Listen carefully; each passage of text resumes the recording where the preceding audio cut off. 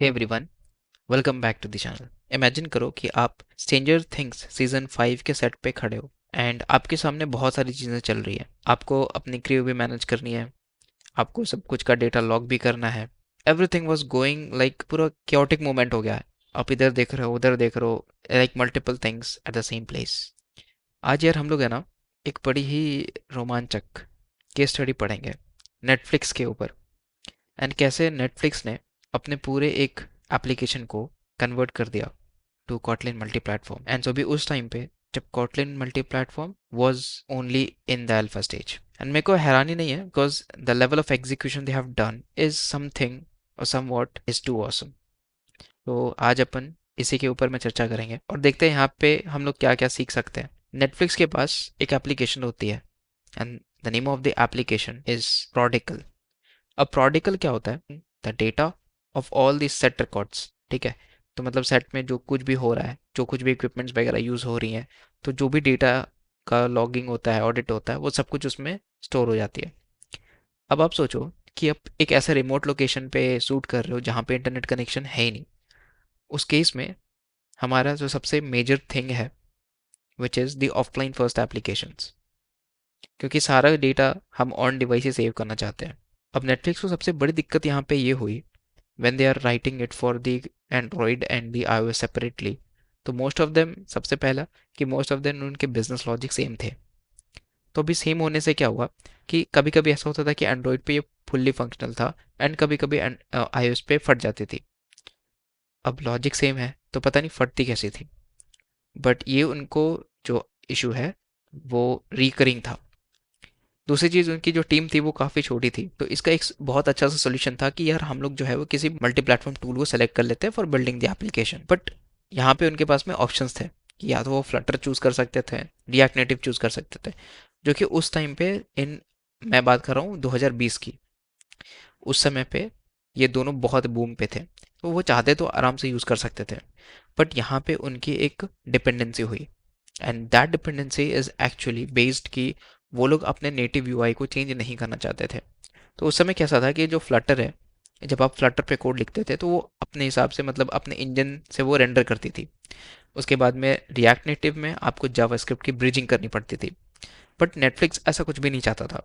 वो अपने यूआई के साथ बिल्कुल भी कॉम्प्रोमाइज़ नहीं करना चाहता था। तो उस समय Kotlin multi platform just release हुई थी and Netflix was the like very early adopters of the Kotlin multi-platform. उन्होंने क्या किया, तो keeping this all things in the mind, they just went through changing the whole entire code base from their respective Android and iOS to merging them into single code base through Kotlin multi-platform. तो उन्होंने start बहुत ही छोटे से project के साथ किया, जिसका उन्होंने नाम दिया हैंड्रिक्स। अब हैंड्रिक्स का एक बहुत छोटा सा काम ये था कि अकॉर्डिंग टू द यूज़र वो उस हिसाब से डेटा पॉपुलेट करता था। मतलब ये उन्होंने इन हाउस बना के रखा था एक एसडीके, जिस जो ये प्रेडिक्ट करता था कि यूज़र को क्या क्या मिलना चाहिए एक एप्लीकेशन में। तो that application is actually based on the business logic. तो इसलिए सबसे पहले उन्होंने हेंड्रिक्स को चुना एंड देन हेंड्रिक्स को सेलेक्ट करने के बाद they finally started to shift this into the Kotlin multi platform.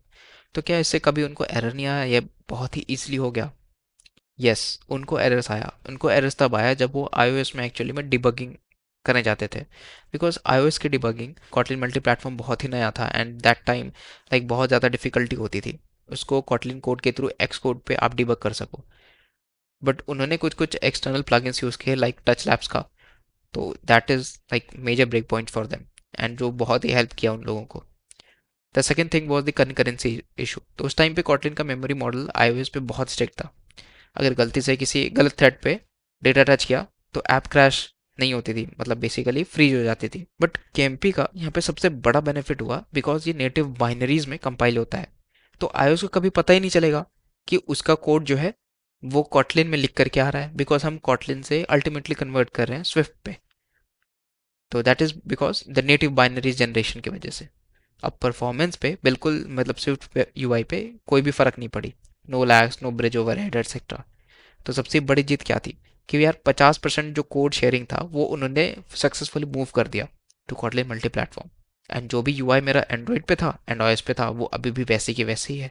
तो नेटिव फिल तो मिल ही रहा है, साथ में जो डेटा हम लोगों ने कंबाइन किया हुआ था उसको भी एक सिंगल सोर्स पे रख दिया, अब वहीं से हम लोग डिस्ट्रीब्यूट कर रहे हैं।